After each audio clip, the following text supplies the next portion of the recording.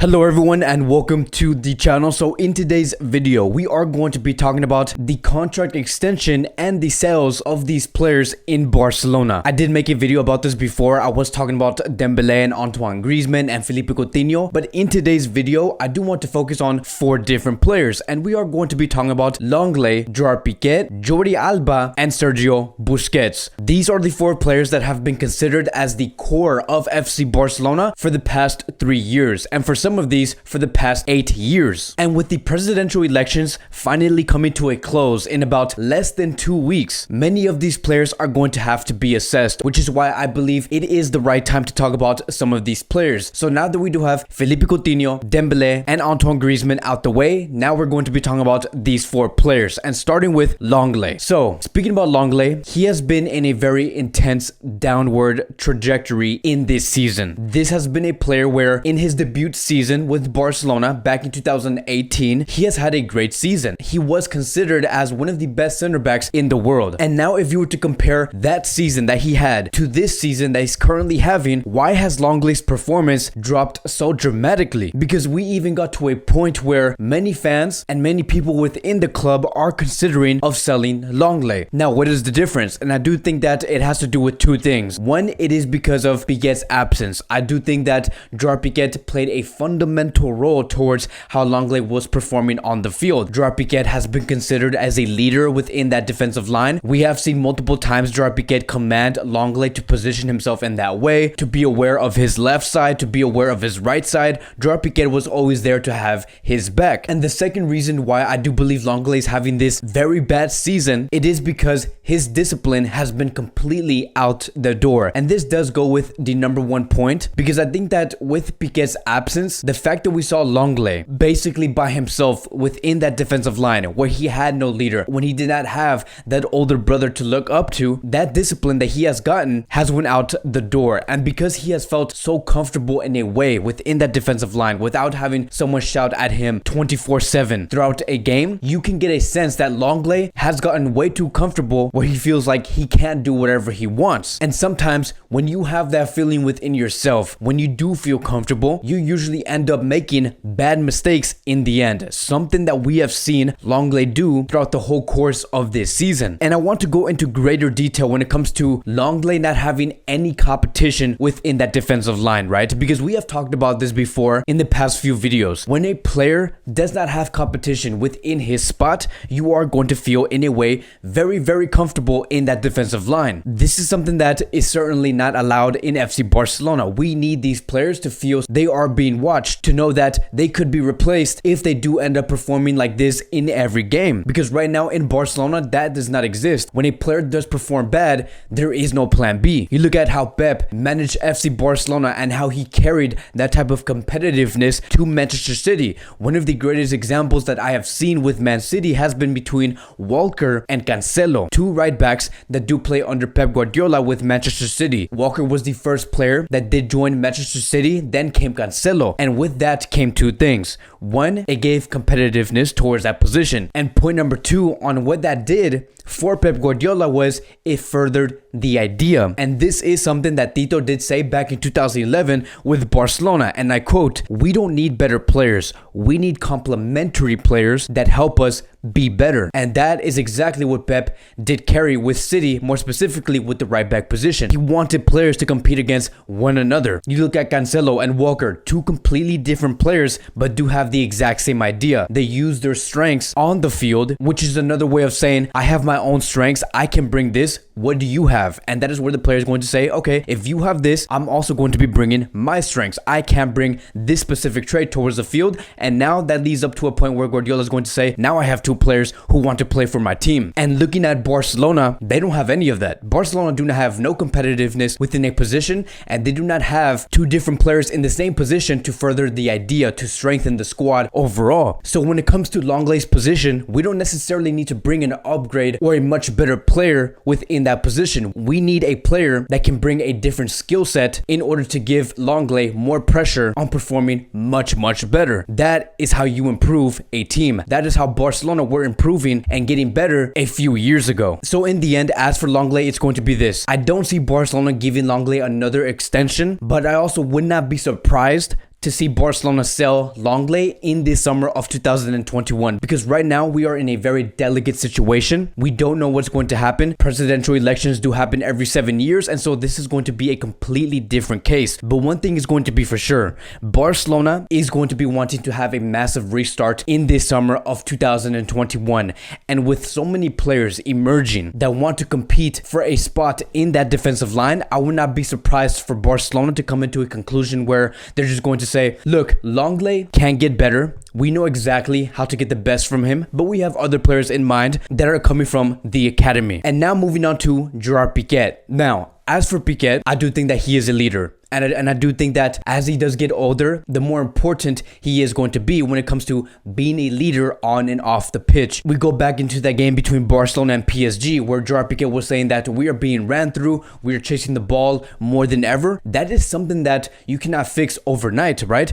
This is something that Barcelona should never be in a position in, because what Jordi Pique did say on that field has been happening towards Barcelona for the past 4 years. This is not a problem where you can fix overnight. This is a problem of we have lost our identity, and a problem like this does require a massive overhaul. And the fact that Jordi Pique was not afraid to call out the one thing that has made Barcelona to what it is today, he is a leader. He wants to call out these things. He wants this Barcelona team to perform better. And looking at Pique specifically as a player, overall in this season, he has not had a very bad performance, but he has not had that spectacular performance within a game in this season so far. But the qualities that he does possess, which is the true leadership that Barcelona need, it has to be something that the next president and the board members cannot ignore. So as for Jordi Pique, I do not see a contract extension. I don't see Barcelona selling Jordi Pique to a different team, but I do see Pique's role being dropped dramatically. And now moving on to Jordi Alba. As for Jordi Alba, I do think that his quality is still there. Alba can still bring value towards Barcelona, but his performances overall in this season has been very inconsistent. And there has been many points in Barcelona's highest stakes games where he has done very big mistakes where it gave the opposition a win. And it is quite clear that Jordi Alba is becoming much better going forward, and defensively has gotten much worse. So with a new president coming to Barcelona with his team, which is the sporting directors and the brand new set of coaches, the left back position is going to be greatly assessed. Out of all of the positions that we have talked about in this video, the left back position is going to be very focused on for the next 6 months.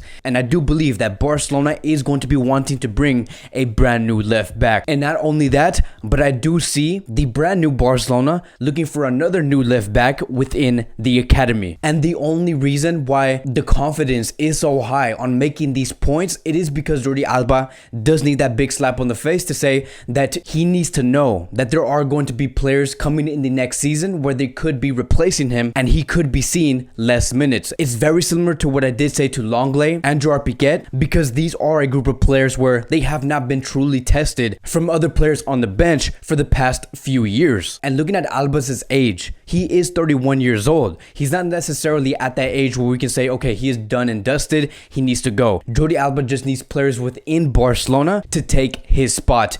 And those two players that I do want to call out that could come in the summer could be David Alaba and Alejandro Balde, coming from Barcelona B. Two players who can compete for that position, but will have completely different roles on how their season is going to look like in the next season. So I do not believe that Barcelona is going to be extending Alba's contract, and I don't think that Barcelona is going to be selling Jordi Alba. They want to bring competition towards this player, and I do think that with David Alaba and Jordi Alba competing for that spot for the next 2 years, that is going to greatly allow players such as Alejandro Balde to transition within those 2 years and pass that mantle from Jordi Alba towards Alejandro Balde. And that is what you call not having a transitional season. Having players such as Alejandro Balde work around that position and having players temporarily like Alba and Alaba compete for that left back position is going to be glorious for FC Barcelona, moving forward. And the last player that I do want to talk about is going to be about